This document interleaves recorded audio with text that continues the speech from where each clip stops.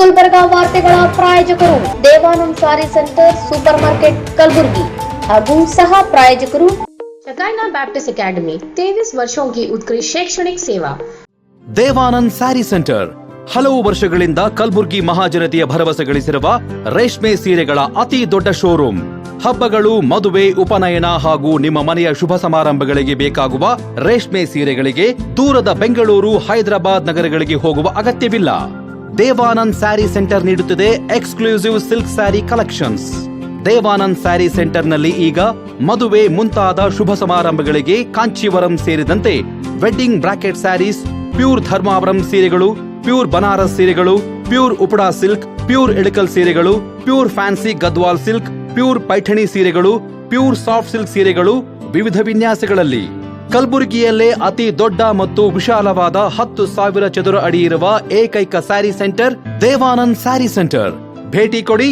Devanand saree centre, Kamath hotel ಹಿಂದುಗಡೆ, super market, Kalaburagi. We provide a nurturing, supportive and inspiring learning environment where every child is encouraged to explore, discover and realize their full potential. A school and a venture that started 50 years ago with a vision of providing education to every child and giving every child the right to education. Enlighten your child as future with Shekinah Baptist Academy. As parents, your search for the right educational journey ends here at Shekinah Baptist Academy. Here, education goes beyond textbooks. We provide a nurturing, supportive, and inspiring learning environment where every child is encouraged to explore, discover. Beyond the classroom, our students engage in clubs, forums, outreach programs, sports, and fitness activities for learners who need extra support. Admissions are now open for the academic year 2026.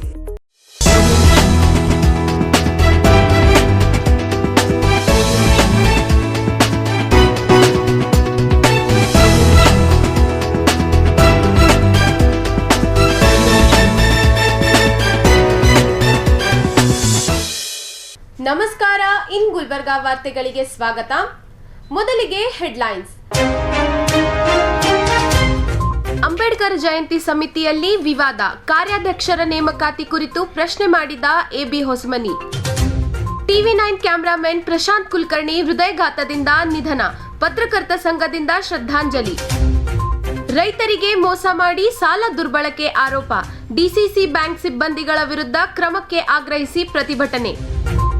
Srisailam ಸಾರಂಗ ಪೀಠದಲ್ಲಿ ಪವಿತ್ರ ಯುಗಾದಿ ಮಹೋತ್ಸವ, 5 ದಿನಗಳ ಪ್ರವಚನ ಹಾಗೂ ಧಾರ್ಮಿಕ ಕಾರ್ಯಕ್ರಮಗಳು. ಧೈರ್ಯದಿಂದ ಪರೀಕ್ಷೆ ಬರೆಯಿರಿ, ರಾಜ್ಯಕ್ಕೆ ಟಾಪರ್ ಆಗಿ ಹೊರಹೊಮ್ಮಿ, ಡಿಸಿ ಬಿ ಫೌಜಿಯಾ ತರನ್ನುಮ್ ವಿದ್ಯಾರ್ಥಿಗಳೊಂದಿಗೆ ಸಂವಾದ. ಈಗ ವಾರ್ತೆಗಳ ವಿವರ. ಕಲಬುರಗಿ ನಗರದಲ್ಲಿ ಡಾಕ್ಟರ್ ಬಿಆರ್ ಅಂಬೇಡ್ಕರ್ ಜಯಂತಿ ಆಚರಣೆ ಸಮಿತಿ ರಚನೆ ಕುರಿತಾದ ವಿವಾದ ಭುಗಿಲೆದ್ದಿದೆ. ಅಧ್ಯಕ್ಷರ ಆಯ್ಕೆ ಪ್ರಕ್ರಿಯೆ ಹಾಗೂ ನಂತರದ ನೇಮಕಾತಿಗಳ ಬಗ್ಗೆ ಎಬಿ ಹೊಸಮನಿ ಪ್ರಶ್ನೆ ಎತ್ತಿದ್ದಾರೆ. ಕಲಬುರಗಿ ನಗರದಲ್ಲಿ ಪ್ರತಿ ವರ್ಷದಂತೆ ಈ ವರ್ಷವೂ ಸಂವಿಧಾನ ಶಿಲ್ಪಿ ಭಾರತ ರತ್ನ ಡಾಕ್ಟರ್ ಬಿಆರ್ ಅಂಬೇಡ್ಕರ್ ಜಯಂತಿ ಆಚರಣೆಗೆ ಸಮಿತಿ ರಚಿಸುವ ಪ್ರಕ್ರಿಯೆಯಲ್ಲಿ ವಿವಾದ ಉಂಟಾಗಿದೆ. ಅಧ್ಯಕ್ಷ ಸ್ಥಾನಕ್ಕೆ ಒಟ್ಟು 13 ಜನರು ಅರ್ಜಿ ಸಲ್ಲಿಸಿದ್ದು, ಮಾರ್ಚ್ 1ರಂದು ಐವನ್-ಎ ಶಾಹಿ ಅತಿಥಿ ಗೃಹದಲ್ಲಿ ಸಭೆ ನಡೆಯಿತು. ಸಭೆಯಲ್ಲಿ ಜಯಂತಿ ಸಮಿತಿಯ ಸುಮಾರು 20ಕ್ಕೂ ಹೆಚ್ಚು ಮಾಜಿ ಅಧ್ಯಕ್ಷರು ಹಾಗೂ ಸಮುದಾಯದ ಮುಖಂಡರು ಭಾಗವಹಿಸಿದ್ದರು. ಸಭೆಯಲ್ಲಿ ದಲಿತ ಸಮುದಾಯದ ಹಿರಿಯ ಮುಖಂಡ ವಿಠಲ್ ದೊಡ್ಮನಿ ಅವರ ಸಮ್ಮುಖದಲ್ಲಿ ಅಭ್ಯರ್ಥಿಗಳ ಅಭಿಪ್ರಾಯವನ್ನು ಸಂಗ್ರಹಿಸಲಾಯಿತು. ಸಮಾಜ ಸೇವೆಯಲ್ಲಿ 35 ವರ್ಷಗಳಿಂದ ತೊಡಗಿಸಿಕೊಂಡಿರುವ ಹಾಗೂ ಡಾಕ್ಟರ್ ಬಿಆರ್ ಅಂಬೇಡ್ಕರ್ ಪ್ರಶಸ್ತಿ ಪಡೆದಿರುವ ಎಬಿ ಹೊಸಮನಿ ಅವರು ತಮ್ಮನ್ನು ಅವಿರೋಧವಾಗಿ ಆಯ್ಕೆ ಮಾಡುವಂತೆ ಮನವಿ ಮಾಡಿದ್ದರು. ಕೆಲವರು ಅವರ ಹೆಸರನ್ನು ಸೂಚಿಸಿದ್ದರು. ನಂತರ ಮಾಜಿ ಅಧ್ಯಕ್ಷರು ಮತದಾನದ ಮೂಲಕ ನಿರ್ಧಾರಕ್ಕೆ ಬಂದರು. ಮತದಾನದಲ್ಲಿ ಅಶೋಕ್ ವೀರನಾಯಕ್ ಅವರಿಗೆ 14 ಮತಗಳು ಮತ್ತು ಎಬಿ ಹೊಸಮನಿ ಅವರಿಗೆ 8 ಮತಗಳು ಬಂದಿದ್ದು, ಅಶೋಕ್ ವೀರನಾಯಕ್ ಅವರನ್ನು ಅಧ್ಯಕ್ಷರಾಗಿ ಘೋಷಿಸಲಾಯಿತು. ಎಬಿ ಹೊಸಮನಿ ಅವರಿಗೆ ಬೆಂಬಲ ನೀಡಿದವರು ಅವರನ್ನು ಕಾರ್ಯಾಧ್ಯಕ್ಷರನ್ನಾಗಿ ಮಾಡುವಂತೆ ಆಗ್ರಹಿಸಿದರು. ನಂತರ ಈ ಬಗ್ಗೆ ನಿರ್ಧಾರ ಕೈಗೊಳ್ಳುವುದಾಗಿ ತಿಳಿಸಲಾಯಿತು. ಆದರೆ ನಂತರ 1 ಮತವೂ ಪಡೆಯದ ಮಲ್ಲಪ್ಪ ಹೊಸಮನಿ ಅವರನ್ನು ಕಾರ್ಯಾಧ್ಯಕ್ಷರನ್ನಾಗಿ ನೇಮಕ ಮಾಡಿರುವುದು ಪ್ರಶ್ನೆಗಳನ್ನು ಹುಟ್ಟುಹಾಕಿದೆ. ಜೊತೆಗೆ ಅರುಣ್ ಕುರ್ನೆ ಅವರನ್ನು ಪ್ರಚಾರ ಸಮಿತಿಯ ಅಧ್ಯಕ್ಷರನ್ನಾಗಿ ನೇಮಕ ಮಾಡಲಾಗಿದೆ. ಈ ನೇಮಕಾತಿಗಳು ರಾಜಕೀಯ ಪ್ರಭಾವದ ಹಿನ್ನೆಲೆಯಲ್ಲಿ ನಡೆದಿವೆ. ಇದು ಜಯಂತ್ಯೋತ್ಸವ ಸಮಿತಿ ಅಲ್ಲ, ಕಾಂಗ್ರೆಸ್ ಸಮಿತಿಯಾಗಿದೆ ಎಂದು ಎಬಿ ಹೊಸಮನಿ ಆರೋಪಿಸಿದರು. ಇದಲ್ಲದೆ ಈ ಬಾರಿ ಕಲಬುರಗಿಯಲ್ಲಿ ವಿವಿಧ ಮುಖಂಡರ ನೇತೃತ್ವದಲ್ಲಿ ಪ್ರತ್ಯೇಕವಾಗಿ ಅಂಬೇಡ್ಕರ್ ಜಯಂತಿ ಕಾರ್ಯಕ್ರಮಗಳನ್ನು ಹಮ್ಮಿಕೊಳ್ಳುವ ಪ್ರಯತ್ನಗಳ ನಡೆಯುತ್ತಿವೆ. ಹನುಮಂತ ಯಳಸಂಗಿ ನೇತೃತ್ವದಲ್ಲಿ ಕಳೆದ 4 ವರ್ಷಗಳಿಂದ ಪ್ರತ್ಯೇಕ ಆಚರಣೆ ನಡೆಯುತ್ತಿದ್ದು, ಎಸ್ ತವಡೆ ಅವರಿಂದ ಅಂಬೇಡ್ಕರ್ ನಾಟಕ ಪ್ರದರ್ಶನ ಹಾಗೂ ದಿಗಂಬರ ಬೆಳಮಗಿ ಅವರಿಂದ ಕ್ರೀಡಾಕೂಟ ಕಾರ್ಯಕ್ರಮಗಳನ್ನು ಪ್ರತ್ಯೇಕವಾಗಿ ಆಯೋಜಿಸಲಾಗುತ್ತಿದೆ. ಇಂತಹ ಪರಿಸ್ಥಿತಿಯಲ್ಲಿ ವಿವಿಧ ಸಮಿತಿಗಳು ಕಾರ್ಯಕ್ರಮಗಳನ್ನು ಹಮ್ಮಿಕೊಂಡರೆ ಸರ್ಕಾರಿ ಅನುದಾನ ಯಾರಿಗೆ ನೀಡಬೇಕು ಎಂಬ ಪ್ರಶ್ನೆ ಎದುರಾಗುತ್ತಿದೆ ಎಂದರು. ಆದ್ದರಿಂದ ತಕ್ಷಣವೇ ಈ ಸಮಸ್ಯೆಗೆ ಪರಿಹಾರ ಕಂಡು ಏಕೈಕ ಸಮಿತಿಯ ಮೂಲಕ ಜಯಂತಿ ಆಚರಣೆ ನಡೆಸುವಂತೆ ಮುಖಂಡರು ಒತ್ತಾಯಿಸಿದ್ದಾರೆ. ಇಲ್ಲವಾದಲ್ಲಿ ಬೀದರ್ ಜಿಲ್ಲೆಯಂತೆ ಜಿಲ್ಲಾಡಳಿತವೇ ಅಂಬೇಡ್ಕರ್ ಜಯಂತಿಯನ್ನು ಅಧಿಕೃತವಾಗಿ ಆಚರಿಸುವ ವ್ಯವಸ್ಥೆಯನ್ನು ಕಲಬುರಗಿಯಲ್ಲಿಯೂ ಜಾರಿಗೆ ತರಬೇಕೆಂದು ಆಗ್ರಹಿಸಿದರು. ಹೀಗೆ ಈ ಒಂದು ಜಯಂತಿ ಸಮಿತಿಯಲ್ಲಿ ಏನು ಪರಿಶಿಷ್ಟ ಜಾತಿ ಪರಿಶಿಷ್ಟ ಪಂಗಡದ ಎಲ್ಲ ಸಮುದಾಯದ ಮುಖಂಡರುಗಳು ಆ ಜಯಂತ್ಯೋತ್ಸವ ಸಮಿತಿಯಲ್ಲಿ ಇರ್ತಾಯಿದ್ರು. ಮುಂದಿನ ದಿನಗಳಲ್ಲಿ ಶಿವರಾಮ್ ಮೋಗ ಅವರು, ಆಮೇಲೆ ವಿಠ್ಠಲ್ ದುರ್ಮುನಿಯವರು, ಬಾಬು ಅಂಟಿಯವರು, ಗಣೇಶ್ ಹೊಳಿಕೇರಿಯವರು, ದಿಗಂಬರ್ ಬೆಳಮಗಿಯವರು, ಹೀಗೆ ಇತ್ಯಾದಿಯಾಗಿ ಕಳೆದ ಜಯಂತಿಯಲ್ಲಿ ವಾಸು ಅಂಜಿಯವರು ಅಧ್ಯಕ್ಷರಾಗಿ ಕೆಲಸ ಮಾಡಿದ್ದಾರೆ. ಇತ್ತೀಚಿನ ದಿನಗಳಲ್ಲಿ ಈ ಬಾಬಾ ಸಾಹೇಬರ ಜಯಂತಿ ಪದಾಧಿಕಾರಿಗಳ ನೇಮಕಾತಿಯಲ್ಲಿ ಭಾಳ ತಾರತಮ್ಯ ನಡೀತದೆ. ಮುಂಚೆ ಎಲ್ಲ ಸಮಾಜದ ಒಳಿತಿಗಾಗಿ ಮತ್ತು ಬಾಬಾ ಸಾಹೇಬ್ ಅಂಬೇಡ್ಕರ್ ಅಭಿಮಾನಿಗಳಿಗೆ ಒಂದು ಪ್ರಾತಿನಿಧ್ಯವನ್ನು ಕೊಟ್ಟು ಅವರಿಗೆ ಅಧ್ಯಕ್ಷರು ಮಾಡ್ತಕ್ಕಂಥ ಒಂದು ವಾಡಿಕೆ ಇತ್ತು. ಇತ್ತೀಚಲಾಗಿ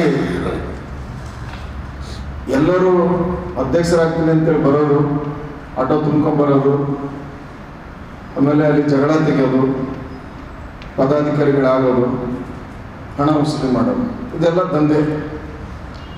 ಸೊ ಹೀಗಾಗಿ ಈ ಒಂದು ಕಳೆದ 10 ವರ್ಷಗಳಿಂದ ನಾನು ಇಂಥ ವ್ಯವಸ್ಥೆಯನ್ನು ನೋಡಿ ನಾನು ದೂರ ಹೋಗ್ಬಿಟ್ಟಿದ್ದೇನೆ.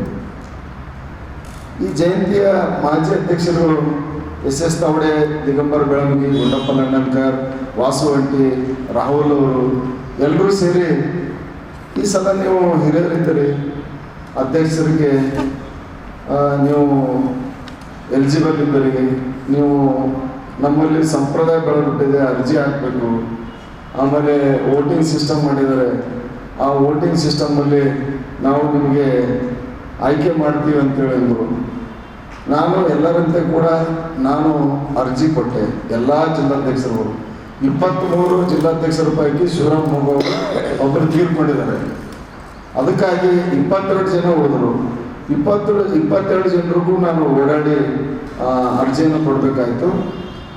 ಆಮೇಲೆ ಮಾರ್ಚ್ 1ನೇ ತಾರೀಕಿಗೆ ವಾಸು ಅಂಟಿ ನಿಕಟಪೂರ್ವ ಅಧ್ಯಕ್ಷರಿದ್ದರು. ಅವರು ಒಂದು ಸಭೆಯನ್ನು ಕರೆದು ನೂತನ ಅಧ್ಯಕ್ಷರ ಆಯ್ಕೆಗೆ ಅವರು ಚಾಲನೆಯನ್ನು ಕೊಟ್ಟರು. ಆ ಸಂದರ್ಭದಲ್ಲಿ ಅರ್ಜಿದಾರರು ಒಂದು 12 ಜನ ಅರ್ಜಿದಾರರಿದ್ದರು. ನಾನು ಹಿಡ್ಕೊಂಡು 13 ಜನ. ಆ 13 ಜನರ ಒಂದು ಅಭಿಪ್ರಾಯವನ್ನು, ಅರ್ಜಿಗಳನ್ನು ನೋಡಿ ಅವರ ಅಭಿಪ್ರಾಯಗಳನ್ನು ಸಂಗ್ರಹ ಮಾಡಿದರು. ನಾನು ಹೇಳಿದೆ, ಮೊದಲು ನೀವು ಯಾವ ರೀತಿಯಾಗಿ ಅಧ್ಯಕ್ಷರು ನೇಮಕ ಮಾಡ್ತಿದ್ರಿ ಅವಿರೋಧವಾಗಿ, ಆ ರೀತಿ ಮಾಡ್ರಿ ಅಂತ ಹೇಳಿದೆ. ಮತ್ತು ನಾನು 35 ವರ್ಷಗಳ ಕಾಲ ನಾನು ರಿಪಬ್ಲಿಕನ್ ಪಕ್ಷದಲ್ಲಿ ಇದ್ದುಕೊಂಡು ಬಾಬಾ ಸಾಹೇಬರ ಅನುಯಾಯಿಯಾಗಿ ಬಾಬಾ ಸಾಹೇಬರ ಒಂದು ಮಾರ್ಗದಲ್ಲಿ ಅವರು ಹೇಳಿದಂತೆ ನಾನು ಕೆಲಸ ಮಾಡಿರೋದ್ರಿಂದ ನಾನು ಗುರುತಿಸಿ ಕರ್ನಾಟಕ ಸರ್ಕಾರ 2012ರಲ್ಲಿ ಬಾಬಾ ಸಾಹೇಬ್ ಅಂಬೇಡ್ಕರ್ ಪ್ರಶಸ್ತಿಯನ್ನು ನೀಡಿ ಗೌರವಿಸಿದೆ. ಅದೇ ರೀತಿಯಾಗಿ ಅನೇಕ ಸಂಘ ಸಂಸ್ಥೆಗಳು ಕೂಡ ನನಗೆ ಪ್ರಶಸ್ತಿ ನೀಡುವ ಗೌರವಿಸಿದೆ. ಆ ಕಾರಣಕ್ಕಾಗಿ ಜಯಂತಿ ಅಧ್ಯಕ್ಷ ಮಾಡ್ರಿ ಅಂತೇಳಿ ನಾನು ಹೇಳಿ ನನ್ನ ಅಭಿಪ್ರಾಯವನ್ನು ಮಾಡಿದೆ. ಎಲ್ಲರ ಅಭಿಪ್ರಾಯವನ್ನು ಆಲಿಸಿದಂಥ ಎಲ್ಲ ಮಾಜಿ ಅಧ್ಯಕ್ಷರುಗಳು ಒಂದು ರೂಮ್ ಒಳಗಡೆ ಹೋಗಿ ಕೂತು ವೋಟಿಂಗ್ ವ್ಯವಸ್ಥೆ ಮಾಡಿ ಅಲ್ಲಿ ಮತ್ತೆ ಅರ್ಜಿದಾರರಿಗೆ ಕರೆದರು. 14 ಓಟುಗಳು ಅಶೋಕ್ ಗೀರ್ನಾಯ್ಕ್ ಬಿದ್ದೇವೆ, 8 ಓಟುಗಳು ಎ ಬಿ ಹೊಸಮನೆಯವ್ರು ಬಿದ್ದೇವೆ ಅಂತೇಳಿ ಅವ್ರೇನು ಮಾಡಿದರು ಘೋಷಣೆ ಮಾಡಿ ಅಧ್ಯಕ್ಷ ಸ್ಥಾನದ ಅಶೋಕ್ ವೀರ್ ನಾಯಕ್ ಅಂತೇಳಿ ಘೋಷಣೆ ಮಾಡಿದರು. ಅದಾದ ನಂತರ 8 ಓಟ್ಗಳನ್ನು ಹಾಕಿದಂಥ ಎಲ್ಲ ಹಿರಿಯ ಮುಖಂಡರು ಇವತ್ತು ವಿಠ್ಠಲ್ ದೊಡ್ಡಮನೆಯವರು ನನಗೆ ಓಟ್ ಹಾಕಿದ್ದಾರೆ, ದಿಗಂಬರ್ ಬೆಳಮಗಿಯವರು ಹಾಕಿದ್ದಾರೆ, ಗಣೇಶ್ ಬೆಳಕೇರಿ ಹಾಕಿದ್ದಾರೆ, ವಾಸು ಹೊಟ್ಟೆ ಹಾಕಿದ್ದಾರೆ, ಆಮೇಲೆ ರಾಹುಲ್ ಉಪಾರಿ ಹಾಕಿದ್ದಾರೆ. ಈಗ ಇತ್ಯಾದಿ 8 ಜನರು ಈಗ ಕಾರ್ಯಾಧ್ಯಕ್ಷರೇ ಮಾಡ್ರಿ ಅಂತಂದ್ರೆ ಆಮೇಲೆ ಮಾಡಿಕೊಡ್ರಿ ಅಂತೇಳಿ ಹೋದರು. ಈಗ ಅವರು ತಮ್ಮ ಮನಸ್ಸಿಗೆ ಬಂದಂಥ ಕಾರ್ಯಕ್ರಮ ಬಾಬು ಗಂಟಿಯವರಿಗೆ ಅಂದರೆ ಹಮೇಶ ಯಾವಾಗಲೂ ವಿಠ್ಠಲ್ ದೊಡ್ಡಮನೆಯವರು ಗೌರವಾಧ್ಯಕ್ಷ ಸ್ಥಾನದಲ್ಲಿ ಇರ್ತಿದ್ರು. ಅವ್ರನ್ನ ತೆಗೆದು ಬಾಬು ಗಂಟಿಯವ್ರಿಗೆ ಗೌರವಾಧ್ಯಕ್ಷ ಮಾಡಿದ್ದಾರೆ, ಆಮೇಲೆ ಅಶೋಕ್ ವೀರನಾಯಕ್ ಅವ್ರಿಗೆ ಅಧ್ಯಕ್ಷ ಮಾಡಿದ್ದಾರೆ, ಆಮೇಲೆ ಮಲ್ಲಪ್ಪ ಹೊಸಮನಿ ಅಂತಕ್ಕಂಥವ್ರು ಅವರು ಸ್ಪರ್ಧೆ ಮಾಡಿದ್ರು. ಅವ್ರಿಗೆ 1 ಓಟೂ ಬಿದ್ದಿಲ್ಲ, 0 ಓಟ್ ಬಿದ್ದೆ, ಯಾರೂ ಓಟ್ ಹಾಕಿಲ್ಲ. ಅಂಥ ವ್ಯಕ್ತಿಗೆ ಅವರಿಗೆ ಕಾರ್ಯಾಧ್ಯಕ್ಷ ಅಂತ ಮಾಡಿದ್ದಾರೆ. ಅರುಣ್ ಕುರ್ನಿ ಅಂತಕ್ಕಂಥ ಏನು ಯೂನಿವರ್ಸಿಟಿಯಲ್ಲಿ ಪ್ರೊಫೆಸರ್ ಇರ್ತಕ್ಕಂಥವ್ರು ಅವ್ರನ್ನ ತಂದು ಇಲ್ಲಿ ಪ್ರಚಾರ ಸಮಿತಿ ಅಧ್ಯಕ್ಷರು ಮಾಡಿದ್ದಾರೆ. ಎಲ್ಲರೂ ಕೂಡ ಕಾಂಗ್ರೆಸ್ ಟೀಮ್ ಆಗಿದೆ, ಇದು ಕಾಂಗ್ರೆಸ್ ಟೀಮ್ ಆಗಿದೆ. ನಾವು ನೋಡ್ತಾ ಇದ್ವಿ ಕಲಬುರಗಿಯಲ್ಲಿ ಬಸವ ಜಯಂತಿ ಉತ್ಸವ ಸಮಿತಿಯಲ್ಲಿ BR ಪಾಟೀಲ್ ಅಂತಕ್ಕಂಥ ಘಟಾನುಘಟಿ ಅವರಿಗೆ ಅಧ್ಯಕ್ಷ ಮಾಡಿದ್ದಾರೆ ಕಾಂಗ್ರೆಸ್ನವ್ರಿಗೆ. EG ಪಾಟೀಲ್ ಅಂತ ಘಟಾನುಘಟಿ ಅವರು MLC ಇದ್ದಾರೆ, ಅವರಿಗೆ ಕಾರ್ಯಾಧ್ಯಕ್ಷ ಮಾಡಿದ್ದಾರೆ. ಅದು ಒಂದು ಅರ್ಥಪೂರ್ಣ. ಇಲ್ಲಿ ನಮ್ಮಲ್ಲಿ ಏನಾಗಿಬಿಟ್ಟಿದೆ, ಹುಡುಗಾಟಿಗಾಗಿ ಕಾಂಗ್ರೆಸ್ ಕಮಿಟಿ ಮಾಡಿಕೊಂಡು ಕಾಂಗ್ರೆಸ್ ಸಮಾವೇಶ ಮಾಡಲಿಕ್ಕೆ ಹೊರಟಿದ್ದಾರೆ. ಅದಕ್ಕಾಗಿ ನಮ್ಮದು ಸಂಪೂರ್ಣ ವಿರೋಧ ಇದೆ. ಇದನ್ನು ಸುಧಾರಿಸಲಿಕ್ಕೆ ಯಾರಿಂದನೂ ಸಾಧ್ಯ ಇಲ್ಲ ಅಂತಕ್ಕಂಥ ಒಂದು ನಿಲುವಿಗೆ ನಾವು ಬಂದು ನನಗೆ ಅಧ್ಯಕ್ಷ ಬೇಡ, ಉಪಾಧ್ಯಕ್ಷನೂ ಬೇಡ, ಕಾರ್ಯಾಧ್ಯಕ್ಷನೂ ಬೇಡ, ಈ ಜಯಂತಿ ಸಾವಾಸನೇ ಬೇಡ ಅನ್ನೋ ಮಟ್ಟಿಗೆ ನಾವು ಬಂದು ಬೀದರ್ನಲ್ಲಿ ಏನು ಬಾಬಾ ಸಾಹೇಬ್ ಅಂಬೇಡ್ಕರ್ ಜಯಂತಿಯನ್ನು ಮಾಡ್ತಾ ಇದ್ದಾರೆ, ಇದೇ ರೀತಿ ಕಚ್ಚಾಟದಿಂದಾಗಿ ಮತ್ತು ಕಲಬುರಗಿಯಲ್ಲೂ ಕೂಡ ಮೊದಲೇನಿತ್ತು ಜಿಲ್ಲಾಡಳಿತನೇ ಮಾಡ್ತಾಯಿತ್ತು. ಅಶೋಕ್ ಕುಮಾರ್ ಮನ್ನವಳ್ಳಿಯವರು ಇರ್ಬೋದು, ಅದಕ್ಕಿಂತ ಹಿಂದಿನ ಜಿಲ್ಲಾಧಿಕಾರಿಗಳಾಗಿರ್ಬೋದು, ಎಲ್ಲರೂ ಕೂಡ ಅವರು ಜಿಲ್ಲಾಡಳಿತದಿಂದಲೇ ಮಾಡ್ತಿದ್ರು. ಈಗ ಬೀದರ್ನಲ್ಲಿ ಇದೇ ರೀತಿ ಕಚ್ಚಾಟದಿಂದಾಗಿ ಜಿಲ್ಲಾಡಳಿತ ಮುತುವರ್ಜಿ ವಹಿಸಿ ಜಿಲ್ಲಾಡಳಿತ ಜಯಂತಿಯನ್ನು ಮಾಡ್ತದೆ. ಅದೇ ರೀತಿಯಾಗಿ ಕಲಬುರಗಿಯಲ್ಲೂ ಕೂಡ ಜಿಲ್ಲಾಡಳಿತದಲ್ಲೇ ಅಂಬೇಡ್ಕರ್ ಜಯಂತಿ ಮಾಡಬೇಕು ಅಂತಕ್ಕಂಥದ್ದು ನಮ್ಮ ನಿಲುವಾಗಿದೆ. ನಾನು ದೌರ್ಜನ್ಯ ಸಮಿತಿ ಸದಸ್ಯನಾಗಿದ್ದಾಗ ಜಿಲ್ಲಾಧಿಕಾರಿಗಳಿಗೆ ಹೇಳಿ ಏನು ಮಹಾನಗರ ಪಾಲಿಕೆದ ನಮ್ಮದು 24-10 ಬಜೆಟ್ ಏನಿರ್ತದೆ, ಆ ಬಜೆಟ್ನಲ್ಲಿ 5 ಲಕ್ಷ ರೂಪಾಯಿ ಅಂಬೇಡ್ಕರ್ ಜಯಂತಿಗೆ ಇಡಬೇಕು ಅಂತ ಹೇಳಿದ್ರು. ಅದು ಈಗ ಹೆಚ್ಚಾಗಿ 12.5 ಲಕ್ಷ ಮಾಡಿದ್ದಾರೆ. 12.5 ಲಕ್ಷದಲ್ಲಿ ಎಲ್ಲ ಅವರೇ ಟೆಂಟ್ ಹಾಕ್ತಾರೆ, ಮೈಕು, ಆಮೇಲೆ pamphlets, invitation card, wall poster ಎಲ್ಲನೂ ಕೂಡ ಸೀರಿಯಲ್ ಹಿಡ್ಕೊಂಡು ಎಲ್ಲನೂ ಅವರೇ ಮಾಡ್ತಾರೆ. ಹೀಗಿದ್ದಾಗ ಎಲ್ಲ ಸರ್ಕಾರನೇ ಖರ್ಚು ವೆಚ್ಚ ಭರಿಸುವಾಗ ಪ್ರತಿಯೊಂದು ಬೇರೆ ಬೇರೆ. ಈಗ ನೋಡಿ, ಈಗ ಹನುಮಂತ ಯಳಸಂಗಿಯವ್ರ ನೇತೃತ್ವದಲ್ಲಿ ಹನುಮಂತ ಇಟ್ಟಿಗೆ ಅಂತಕ್ಕಂಥವ್ರಿಗೆ ಒಂದು ಅಧ್ಯಕ್ಷ ಮಾಡಿದ್ದಾರೆ. ಎಲ್ಲಿ ಹೀರಾಪುರ ಸರ್ಕಲ್ನಲ್ಲಿ ಒಂದು ಬಾಬಾ ಸಾಹೇಬ್ ಅಂಬೇಡ್ಕರ್ ಸ್ಟ್ಯಾಚ್ಯೂ ಆಗಿದೆ, ಆ ಕಡೆ ಒಂದು ಜಯಂತಿ ಮಾಡ್ತಾರೆ. ಆಮೇಲೆ ಇಲ್ಲಿ ಅಶೋಕ್ ವೀರ್ ನಾಯಕ್ ಈಗೇನು ಮಾಡಿದ್ರು, ಇವರೆಲ್ಲ ಜಗ ಸರ್ಕಲ್ದಲ್ಲಿ ಒಂದು ಜಯಂತಿ ಮಾಡ್ತಾರೆ. ಆಮೇಲೆ SS ತಾವಡೆ ಅಂತಕ್ಕಂಥವ್ರು MS ಸ್ಕೂಲ್ ಗ್ರೌಂಡ್ನಲ್ಲಿ ಅವರು ಒಂದು ದೊಡ್ಡ ಬಾಬಾ ಸಾಹೇಬ್ ಅಂಬೇಡ್ಕರ್ ನಾಟಕ ಮಾಡ್ತಾ ಇದ್ದಾರೆ. ಆಮೇಲೆ ನಮ್ಮ ದಿಗಂಬರ್ ಬೆಳಮಗಿಯವರು ಅವರು ಸ್ಪೋರ್ಟ್ಸ್ ಕಾರ್ಯಕ್ರಮ ಹಮ್ಮಿಕೊಂಡಿದ್ರು. ಎಲ್ಲರೂ ಹೀಗೆ ಬೇರೆ ಬೇರೆ ಬೇರೆ ಬೇರೆ ಬೇರೆ ಬೇರೆ ಆಗಿ ಬಾಬಾ ಸಾಹೇಬ್ ಅಂಬೇಡ್ಕರ್ ಹೆಸರ ಮೇಲೆ ಎಲ್ಲರೂ ಈ ರೀತಿ ಏನು ವಿಘಟಿತರಾಗಿ ಅಂದರೆ ಗುಂಪುಗಾರಿಕೆ ಮಾಡಿಕೊಂಡು ಇದು ಮಾಡೋದ್ರಿಂದ ನಮ್ಮಲ್ಲಿ ಶಕ್ತಿ ಇರೋಲ್ಲ. ಬಾಬಾ ಸಾಹೇಬ್ ಅಂಬೇಡ್ಕರ್ ಅವರಿಗೆ ನಿಜವಾದ ಒಂದು ರೀತಿಯಲ್ಲಿ ಅವ್ರಿಗೆ ಗೌರವ ಸಲ್ಲಿಸ್ಬೇಕಂತಂದರೆ ಎಲ್ಲರೂ ಒಕ್ಕಟ್ಟಾಗಿ ಮತ್ತು ಯಾರು ಸಮಾಜದಲ್ಲಿ ದುಡಿದಿದ್ದಾರೆ ಅಂಥವರಿಗೆ ಅಧ್ಯಕ್ಷ ಸ್ಥಾನವನ್ನು ಮಾಡಬೇಕಾಗಿತ್ತು, ಮಾಡಿಲ್ಲ. TV9 ಕ್ಯಾಮರಾಮನ್ ಪ್ರಶಾಂತ್ ಕುಲಕರ್ಣಿ ಅವರು ಬುಧವಾರ ತಮ್ಮ ಕುಟುಂಬದೊಂದಿಗೆ ಕಲಬುರಗಿಗೆ ರೈಲಿನಲ್ಲಿ ಪ್ರಯಾಣಿಸುತ್ತಿದ್ದ ವೇಳೆ ಹೃದಯಘಾತದಿಂದ ನಿಧನರಾದರು. ಅವರ ಅಗಲಿಕೆಯಿಂದ ಕುಟುಂಬ, ಸ್ನೇಹಿತರು ಹಾಗೂ ಪತ್ರಿಕೋದ್ಯಮದಲ್ಲಿ ಕೆಲಸ ಮಾಡುವವರಲ್ಲಿ ಭಾರೀ ಆಘಾತ ಮೂಡಿಸಿದೆ. ಬೆಂಗಳೂರಿನಲ್ಲಿ ಕೆಲಸ ಮಾಡುತ್ತಿದ್ದ TV9 ಕ್ಯಾಮರಾಮನ್ ಪ್ರಶಾಂತ್ ಕುಲಕರ್ಣಿ 38 ಹೃದಯಘಾತದಿಂದ ರೈಲಿನಲ್ಲಿ ನಿಧನರಾದರು. ಅವರು ಕುಟುಂಬಸ್ಥರೊಂದಿಗೆ ಕಲಬುರಗಿಗೆ ಪ್ರಯಾಣಿಸುತ್ತಿದ್ದಾಗ ಹೃದಯಘಾತಕ್ಕೆ ಒಳಗಾದರು. ಮೃತರು ಪತ್ನಿ, 2 ವರ್ಷದ ಮಗು ಮತ್ತು ತಾಯಿ ಸೇರಿದಂತೆ ಅಪಾರ ಬಂಧು ಬಳಗವನ್ನು ಅಗಲಿದ್ದಾರೆ. ನಿನ್ನೆ ಮಧ್ಯಾಹ್ನ ಯಾದಗಿರಿ ನಗರದಲ್ಲಿ ವಿಧಿವಿಧಾನಗಳೊಂದಿಗೆ ಅವರ ಅಂತ್ಯಕ್ರಿಯೆಯನ್ನು ನೆರವೇರಿಸಲಾಯಿತು. ಇಂದು ಕರ್ನಾಟಕ ಕಾರ್ಯನಿರತ ಪತ್ರಕರ್ತರ ಸಂಘ ಕಲಬುರಗಿ ಜಿಲ್ಲಾ ಘಟಕವು ಪತ್ರಿಕಾ ಭವನದಲ್ಲಿ ಶ್ರದ್ಧಾಂಜಲಿ ಸಲ್ಲಿಸಲಾಯಿತು. ಈ ವೇಳೆ ರಾಜ್ಯ ಪತ್ರಕರ್ತರ ಸಂಘದ ಸದಸ್ಯರು, ವಿವಿಧ ಪತ್ರಕರ್ತರು ಹಾಗೂ ಸಾಮಾಜಿಕ ಕಾರ್ಯಕರ್ತರು ಪ್ರಗತಿಪರ ಮಾಧ್ಯಮದಲ್ಲಿನ ಕೊಡುಗೆಗಾಗಿ ಪ್ರಶಾಂತ್ ಕುಲಕರ್ಣಿಗೆ ಗೌರವ ಸಲ್ಲಿಸಿದರು. ನಾನು ಪ್ರಶಾಂತ್ ಕುಲಕರ್ಣಿನ ಬರೀ ನೋಡಿದ್ದು ಬಾಯ್ ಅನ್ನೋದು ಅಷ್ಟೇ, ಭಾಳ ಇನ್ ಕ್ಲೋಸ್ ರಿಲೇಷನ್ ಇರಲಿಲ್ಲ. ಅವ್ರನ್ನ ಹೋಗ್ತಾ ಬರ್ತಾ ನೋಡ್ತಾ ಗೊತ್ತಾಯ್ತು ಒಳ್ಳೆಯ ಹುಡುಗಾಟ, ಇನ್ನೂ ಬಾಳಿ ಬೆಳಗಬೇಕಾಗಿರ್ತಕ್ಕಂಥ ಒಬ್ಬ ವ್ಯಕ್ತಿಯಾಗಿದ್ದರು ಅವರು. ನನಗೆ ಗೊತ್ತಿದ್ದಂಗೆ ಅವರು ಕಳೆದ 4 ವರ್ಷಗಳಿಂದ ಯಾದಗಿರಿಯಲ್ಲಿ TV9 ಕ್ಯಾಮ್ರಾಮನ್ ಆಗಿ ಕೆಲಸ ಮಾಡಿದರು. ಮೇಲಾಗಿ ಬೆಂಗಳೂರಿನಲ್ಲಿ ಕಳೆದ 6 ವರ್ಷಗಳಿಂದ ಅವರು ಕ್ಯಾಮ್ರಾಮನ್ ಆಗಿ ಅದೇ ಸಂಸ್ಥೆಯಲ್ಲಿ ಕೆಲಸ ಮಾಡ್ತಿದ್ದರು. ಇಂಥವರು ಬೆಂಗಳೂರಿನಿಂದ ಕಲಬುರಗಿಗೆ ಆಗಮಿಸಿದ ಸಂದರ್ಭದಲ್ಲಿ ಹೃದಯಾಘಾತದಿಂದ ನಿಧನರಾಗಿದ್ದಾರೆ ಅನ್ನೋ ಸುದ್ದಿ ಕೇಳಿ ನಿಜಕ್ಕೂ ಬಹಳ ದುಃಖ ಅನ್ನಿಸ್ತು. ಇವತ್ತಿನ ದಿನ ನಾವೆಲ್ಲರೂ ಅವರ ಆತ್ಮಕ್ಕೆ ಶಾಂತಿಯನ್ನು ಕೊಡೋ ಸಲುವಾಗಿ ಆಗಮಿಸಿದ್ವಿ. ಬೆಂಗಳೂರಿಗೆ ಮಾಡ್ತೀವಿ, ನಮ್ಮಲ್ಲೂ ಬರ್ತೀವಿ. ನಮ್ಮ ಆಫೀಸ್ನಾಗ ಭಾರಿ ಕಾಮಿಡಿ ಮಾಡ್ಕೊತೀರೋ ಮನುಷ್ಯ ಮಾಡ್ಕೊತಿದ್ದವ ಇಂಥ ಈ ಚಿಕ್ಕ ವಯಸ್ಸಿನಲ್ಲಿ ಆಗಬೇಕು. ಅದರ ದೇವರೇನೋ ಅನಿವಾರ್ಯ ಹಾಗಾಗಿದೆ, ದುರ್ಘಟನೆ ಆಗಿದೆ. ಈ ರೀತಿಯಿಂದ ಈಗ ನಾವು ನಮ್ಮ ಮಾಧ್ಯಮಿಕರಿಗೆ ಅದೇ ಹೇಳೋದು, ಈಗ ನಾವು ಹೆಲ್ತ್ ಇದ್ದರೆ ಎಲ್ಲ ವೆಲ್ತ್ ಇದ್ದಂಗೆ ಅಂತ.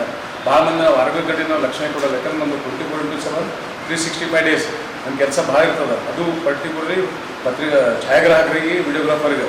ಯಾಕಂದ್ರೆ ನಮ್ಮ ವರದಿಗಾರ ಅಷ್ಟು ಟೆನ್ಷನ್ ಇರೋಲ್ಲ, ನಮ್ಮ ಫೋಟೋಗ್ರಾಫರಿಗೆ ಭಾರಿ ಟೆನ್ಷನ್.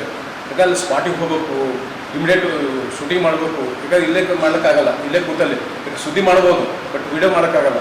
ಸೊ ಅಂಥ ಟೆನ್ಷನ್ ಇರೋಂಥ ನಮ್ಮ ಈ ಕಾರ್ಯಕ್ಷೇತ್ರ ಇದೆ. ಅದಕ್ಕೆ ನಾ ಎಲ್ಲ ನಮ್ಮ ಮಾಧ್ಯಮಿಕರು ಇತ್ತೀಚೆಗೆ ಸುಮಾರು ಜನ ಇದೇ ರೀತಿಯಿಂದ ಹೃದಯಾಘಾತದಿಂದ ನಿಧನರಾಗ್ತದೆ. ಬಿಕಾಸ್ ಆಫ್ ನಾವು ಆರೋಗ್ಯ ಕಡೆ ಲಕ್ಷ್ಯ ಕೊಡ್ತಾ ಇಲ್ಲ ಅಂತ ನನ್ನ ಭಾವನೆ ಇದೆ. ಅದಕ್ಕೆ ನಾ ಎಲ್ಲ ಮಾಧ್ಯಮಿಕರಲ್ಲಿ ಹೇಳ್ಕೋದೇನಂದ್ರೆ ತಮ್ಮ ಆರೋಗ್ಯ ಫಸ್ಟು, ನೆಕ್ಸ್ಟ್ ಕೆಲಸ ಇರ್ತದೆ, ಕೆಲಸ ಮಾಡಬೇಕಿಲ್ಲ ಅಂತಲ್ಲ, ಜೊತೆ ಸ್ವಲ್ಪ ಆರೋಗ್ಯ ಕಡೆ ಲಕ್ಷ್ಯ ಕೊಟ್ಟು ಮಾಡಿದ್ರೆ ಒಳ್ಳೇದಿರ್ತದೆ ಸಂಬಂಧ ಹೇಳ್ತೀನಿ. ಈ ಥರ ಅದೇ ಹೇಳೋದು ಒಬ್ಬನೇ ಮಗ ಅವ್ರ ತಾಯಿನೂ ಆರೋಗ್ಯಗಳು, ಅವರು ಹೆಲ್ತ್ ಪ್ರಾಬ್ಲಮ್, ಮಾನಸಿಕ ಅಸ್ವಸ್ಥರಾದ ಅವರಿಗೆ ನೋಡಿ ಅವ್ರ ಕುಟುಂಬ ನಡೆಸೋದು ಭಾರಿ ದುರಂತ ಇದೆ. ಇಡೀ ರಾಜ್ಯದಲ್ಲಿ ಹೆಸರು ಮಾಡಿದ್ದವರು ಗುಲ್ಬರ್ಗದಲ್ಲಪ್ಪ ಅಂತಕ್ಕಂಥ ಒಂದು ಕೀರ್ತಿಯನ್ನು ಎತ್ತಿರಿದ್ದ ಅಂಥ ವ್ಯಕ್ತಿಯನ್ನು ಕಳ್ಕೊಂಡು ನಾವೆಲ್ಲ ದುಃಖ ತಪ್ತರಾಗಿದ್ವಿ. ಈ ದಿವಸ ಇನ್ನೊಂದು ಹೇಳೋದನ್ನು ನಾನು, ನಮ್ಮ ಯಾರೇ ಮಾಧ್ಯಮ ಮಿತ್ರರಲ್ಲಿ ಪ್ರತಿಯೊಬ್ಬರು ಇನ್ಶೂರೆನ್ಸ್ ಮಾಡಿಸ್ಬೇಕು. ಹೆಲ್ತ್ ಇನ್ಶೂರೆನ್ಸ್ ಇರಲಿ, ಲೈಫ್ ಇನ್ಶೂರೆನ್ಸ್ ಇರಲಿ, ಯಾವುದನ್ನು ನಾವು ಮಾಡಿಸ್ತಕ್ಕಂಥ ಒಂದು ಪರಿಪಾಠ ಇಟ್ಕೋಬೇಕು. ನಾವಿನ್ನದು ಎಷ್ಟು ಪಗಾರ ಬಂದರೂ ನಮ್ಗೆ ಸಾಲಾಗಿಲ್ಲ, ಯಾವತ್ತೂ ಸಾಲಾಗಿಲ್ಲ. ಆದರೆ ದಯವಿಟ್ಟು ಹಿಂದಿನ ಏನು ನಾವು ಬಿಟ್ಟು ಹೋಗ್ತೀವಲ್ಲ, ಹಿಂದೆ ನಮ್ಮ ಮಕ್ಕಳಿರಲಿ, ನಮ್ಮ ಹೆಂಡ್ರಲ್ಲಿ, ಯಾರೇ ನಮ್ಮ ಸಂಸಾರ ಇರಲಿ, ಅವ್ರಿಗೊಂದಿಷ್ಟು 1 ಲಕ್ಷ 2 ಲಕ್ಷ ಬರ್ತದಪ್ಪ ಲೈಫ್ ಇನ್ಶೂರೆನ್ಸ್ ಅಂತಕ್ಕಂಥ ಒಂದು ಅವರಿಗೆ ಒಂದು ಅಧೀರ ಆಸರೆ ಇರ್ತದೆ. ನಾವು ಸತ್ತಾಗೇನೆ ಇನ್ನು ಎಲ್ಲರೂ ಚಂದ ಹಾಕಿ ಪಟ್ಟಿ ಹಾಕಿ ಅಂತ್ಯ ಸಂಸ್ಕಾರ ಮಾಡಿದ್ದು ನಾವೆಲ್ಲ ಹಿರಿಯರಿಗೆ ಎಂದು ಮಾಡಿದ್ದೀವಿ. ಈಗಲೂ ಅದೇ ಆಗ್ತಾ ಇದೆ. ಬಟ್ ಅದು ಆಗಬಾರ್ದು. ಇನ್ಶೂರೆನ್ಸ್ ಮಾಡಿರಿ, ಲೈಫ್ ಇನ್ಶೂರೆನ್ಸ್ ಮಾಡ್ತಕ್ಕಂಥದ್ದು ಮಾಡ್ರಿ. 100 ರೂಪಾಯಿ ಕಟ್ಟರೆ ತಿಂಗಳಿಗೆ ಪರವಾಗಿಲ್ಲ. ವರ್ಷಕ್ಕೆ 1 ಲಕ್ಷ ಮಾಡಿದ್ದೇನೆ ಅಂದ್ರೆ 1,000 ರೂಪಾಯಿ ವರ್ಷಕ್ಕೆ ಕಟ್ಟಿದ್ರು ನಿಮ್ಗೆ ಇನ್ಶೂರೆನ್ಸ್ ಬಂದು ಕಟ್ತಕ್ಕಂಥ ವ್ಯವಸ್ಥೆ ಆಗ್ತದೆ. ಅದು ಇನ್ನೊಂದು, ಇತ್ತೀಚೆಗೆ ನಮ್ಮ ಅಪ್ಪರಾವ್ ಬಿರಾದಾರ್ ಸರ್ ಅವರು 85 ವರ್ಷ ಪತ್ರಿಕೋದ್ಯಮದಲ್ಲಿ ನಿರಂತರವಾಗಿದ್ದು, ಅವರು ಸಹ ಭಾಳ ಎಂಥ ಜೀವನ ನಡೆಸಿದ್ರು. ಅಂಥ ಸಾವುಗಳು ಬಂದರೆ ಯಾರಿಗೂ ನಮ್ಗೆ ದುಃಖ ಅನಿಸೋದು. ಇಂಥ ಯುವಕರು ಇದಾದಾಗ ದುಃಖ ತಾನಾಗೇ ಬಂದುಬಿಡ್ತದೆ. ದಯವಿಟ್ಟು ಎಲ್ಲರೂ ಆರೋಗ್ಯದ ಲಕ್ಷ್ಯ ಇರಲಿ. ಮತ್ತು ಇನ್ಶೂರೆನ್ಸ್ ಮಾಡ್ತಕ್ಕಂಥದ್ದು ಒಂದು ಪರಿಪಾಠ ನಾವು ಕಂಪಲ್ಸರಿ ಹಾಕೋಬೇಕು. ಹೆಂಗೆ ನಾವು ಮುಂಜಾನೆ ಕೂಡಲೇ ವಾಕಿಂಗ, ಊಟ ತಿಂಡಿ ಏನು ಅಂತಿದ್ವಿ, ಆ ಟೈಪ್ ಹಾಕೊಂಡು ಭಾಳ ನಮ್ಮ ಮಾಧ್ಯಮ ಮಿತ್ರರಿಗೆ ಅದು ಯಾರು ಕೊಡೋಂಗಿಲ್ಲ ನಮ್ಗೆ. ಇದ್ದಾಗಷ್ಟೇ ಇಂದ್ರ ಚಂದ್ರ ತೊಗೊಳ್ತಾರೆ, ಒಂದು ಫೋಟೋ ಬರೆದ್ರೆ ಒಂದು ಸುದ್ದಿ ಆಗ್ತದೆ. ಇಲ್ಲಂದ್ರೆ ಆಮೇಲೆ ನಾವು ಈ ಪತ್ರಿಕೆ ಕ್ಷೇತ್ರ ಬಿಟ್ಟು ಹೊರಗೆ ಸರ್ದೆ ಅಂದರೆ ಅವನು ಹೋಗ್ಬಿಟ್ಟು ಅವನದೇನಂತ ಬರ್ತದೆ. ಅದಕ್ಕೆ ದಯವಿಟ್ಟು ನಾನು ನಿಮ್ಗೆ ಕೈಗೊಂಡು ಕಳಕಳಿ ಕೇಳ್ಕೊಳ್ಳೋದಂದ್ರೆ ಇನ್ಶೂರೆನ್ಸ್ ಮಾಡಿರಿ.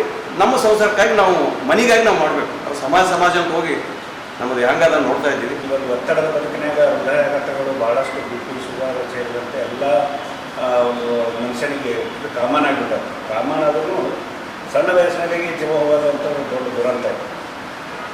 ಯಾಕಂದ್ರೆ ಇವತ್ತು ಪತ್ರಿಕಾ ಇದರೊಳಗೆ TV ಮಾಧ್ಯಮದೊಳಗೆ ಛಾಯಾಗ್ರಾಹಕರದ್ದು ಭಾಳ ಮುಖ್ಯ ಪಾತ್ರ.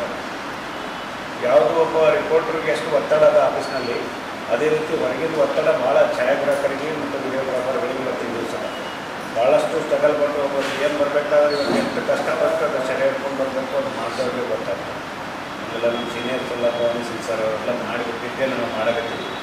ಆದರೂ ಈ ಒಂದು ವರದಿಗಾರಿಕೆಯಲ್ಲಿ ಸ್ವಲ್ಪ ಏನಾದರೂ ನೀವು ರಿಲ್ಯಾಕ್ಸ್ ಹೋಗ್ತಿರ್ಬೇಕು ಅನಿಸ್ತದೆ ನನಗೆ. ಆದರೆ ಇದ್ರೊಳಗೆ ಭಾಳ ಒತ್ತಡ ಅದ ಮತ್ತು ಅಷ್ಟೇ ನಮ್ಗೆ ಚಲೋ ಟೈಮು ಸಿಗ್ತದೆ, ಸ್ಟ್ರೆಸ್ ಭಾಳ ಆಗ್ತದೆ. ಹಾಗಾಗಿ ಮನುಷ್ಯ ಏನಾಗ್ತದೆ ಒಳಗೆ ಹೋಗಿ ಟೆನ್ಷನ್ನಾಗ ಇಂಥವೆಲ್ಲ ರೋಗಗಳು ಬರೋದು ಮತ್ತು ಮನುಷ್ಯನಿಗೆ ಈ ರೀತಿ ಆಯಿತು. ಸಣ್ಣ ವಯಸ್ಸಿನಾಗ ಬಂದು ಇಂಥ ಹೆಣ್ಣು ಮಕ್ಕಳಿಗೆ ಗತಿ ಇರಲಾರ್ದಂಥ ಪರಿಸ್ಥಿತಿಯನ್ನು ಮಾಡಿ ನೋಡ್ಕೋಕ್ಕೆಲ್ಲ ನಾವೆಲ್ಲ ಸಮಾಜದಾಗ ದೊಡ್ಡ ವ್ಯಕ್ತಿಗಳು, ಪತ್ರಕರ್ತರು, ಶಾಣ್ಯರು ಭಾಳ ಹುಷಾರಿರ್ತಾರೆ ಅನ್ಸ್ಕೊತೀವಿ. ನಮ್ಮ ಸ್ವಂತ ಬದುಕಿಗೆ ಇವತ್ತು ನಾವು ಹೆಂಗಾಗ್ಬಿಟ್ಟಿವಿ ಅಂತ ಕೇಳಿದ್ರೆ ನಮಗೆ ನಾವೇ ದಿಕ್ಕಿಲ್ಲ.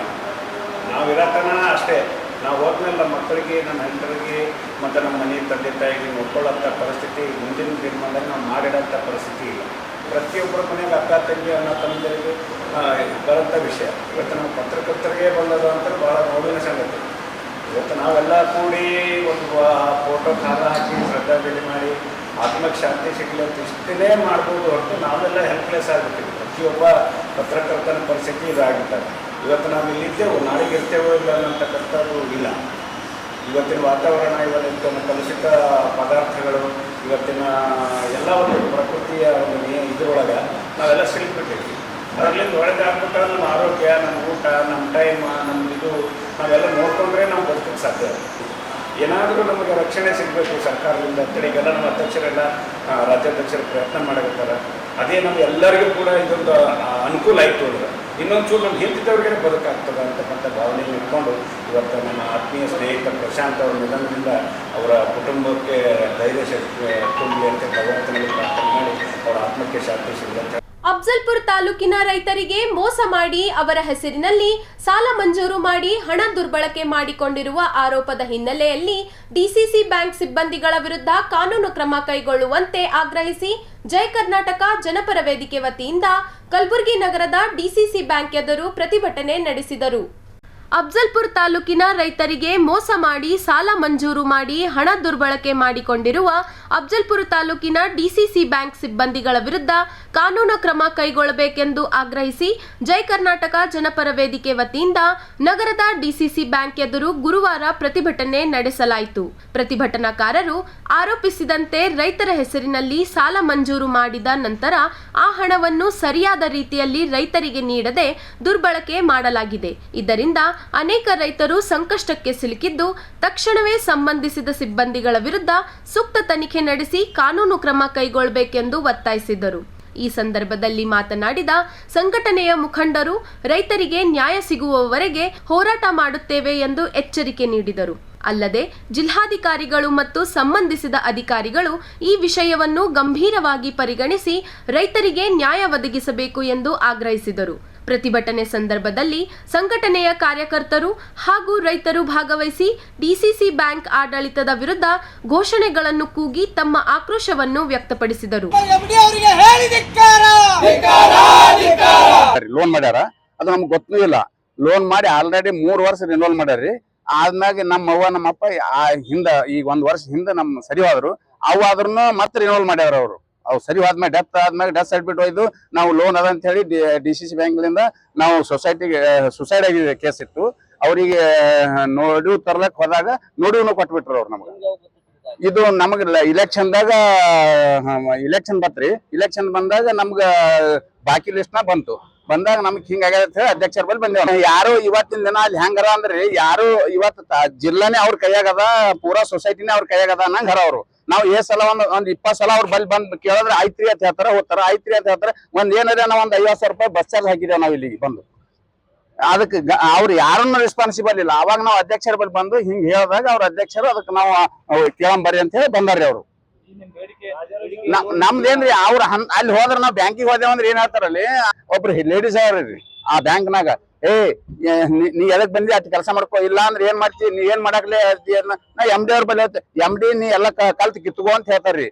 ನಾವ್ 3% ಆಲ್ರೆಡಿ MD ಕುಡ್ಲಿಕತ್ತಿದೇವ್, ನೀ ಯಾವ ಲೆಕ್ಕ ಅಂತ ಹೇಳ್ತಾರ. ನಮಗ್ ದಾಖಲೆ ಒಂದ್ ರಿಕಾರ್ಡಿಂಗ್ ಅವರೇ ಮಾಡ್ಕೊಂಡಾರಿ ನಮ್ದು. ನಾ ಪೊಲೀಸ್ ಸ್ಟೇಷನ್ ಹೋಗಿ ನಿನ್ ಮ್ಯಾಗ ಕಂಪ್ಲೇಂಟ್ ಕೊಡ್ತೀನಿ, ನನ್ ಮ್ಯಾಗ ಹರಾಸ್ಮೆಂಟ್ ಮಾಡಿದೆ ಅಂತ ಹೇಳಿ. ನಡಿಯವ ನಾನು ನಿನ್ ಮ್ಯಾಗ ಕಂಪ್ಲೇಂಟ್ ಕೊಡ್ತೀನಿ, ನಂದು ಸ್ವಂತ ರೈತನ ನಾ ಕೇಳಕ್ ಬಂದ್ರೆ ನನ್ ಮ್ಯಾಗ ಹರಾಸ್ಮೆಂಟ್ ಮಾಡ್ತೀನಿ, ನಾನು ಕಂಪ್ಲೇಂಟ್ ಕೊಡ್ತೀನಿ ನಡಿಯವತ್ತೆ.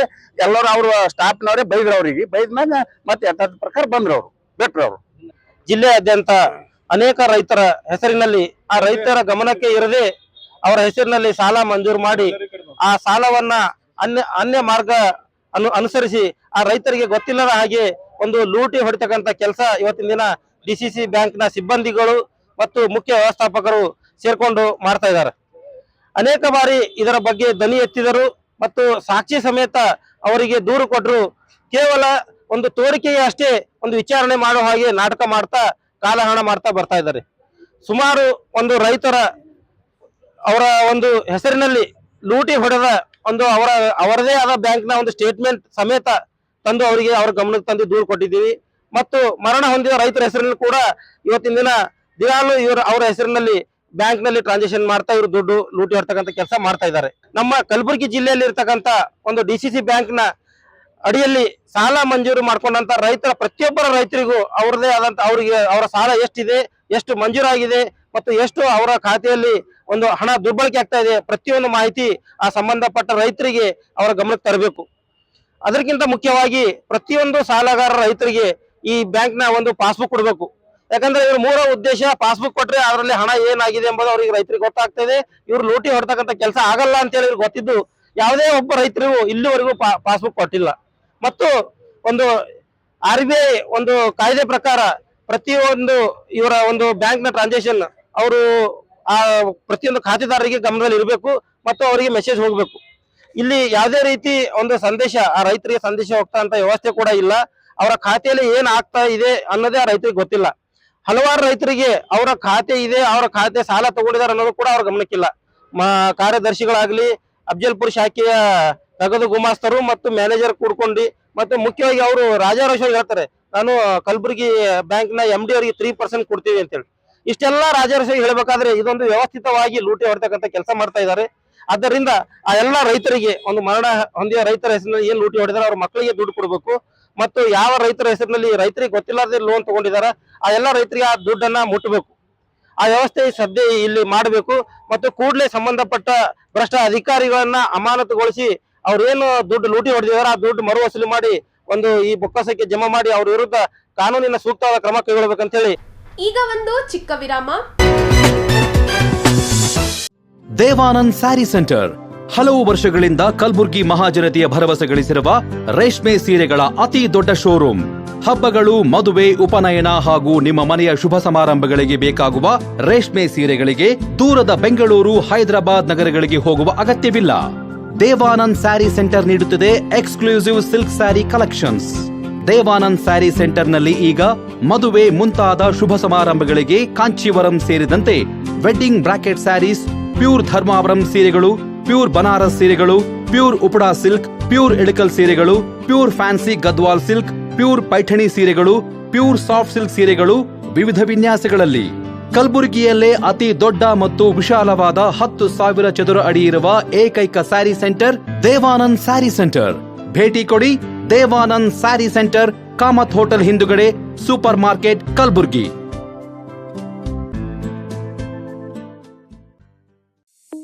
शकाइना बैप्टिस्ट एकेडमी 23 वर्षों की उत्कृष्ट शैक्षणिक सेवा। शैक्षणिक वर्ष 2026 के लिए प्रवेश प्रारंभ है। नर्सरी से 8वीं कक्षा तक प्रवेश खुला है। हमारी प्री स्कूल क्रीडो पाठ्यक्रम 6T लर्निंग फ्रेमवर्क पर आधारित है, जो बच्चों की संवैधिक, बौद्धिक, सामाजिक, भावनात्मक, भाषा और गणितीय विकास पर विशेष ध्यान देते हैं। डिजिटल ऐप के माध्यम से अभिभावक बच्चों की प्रगति से जुड़े रहते हैं। JEE एवं नीट फाउंडेशन कार्यक्रम, अनुभवी एवं प्रमाणिक शिक्षक, डिजिटल कक्षाएं, विज्ञान प्रयोगशाला, पुस्तकालय, खेल एवं सह पाठ्यक्रम गतिविधियां, परिवहन सुविधा, छात्रों के लिए आवासीय सुविधा। आज ही अपने बच्चों का नामकरण कराएं और उसके उज्जवल भविष्य की मजबूत नींव रखें।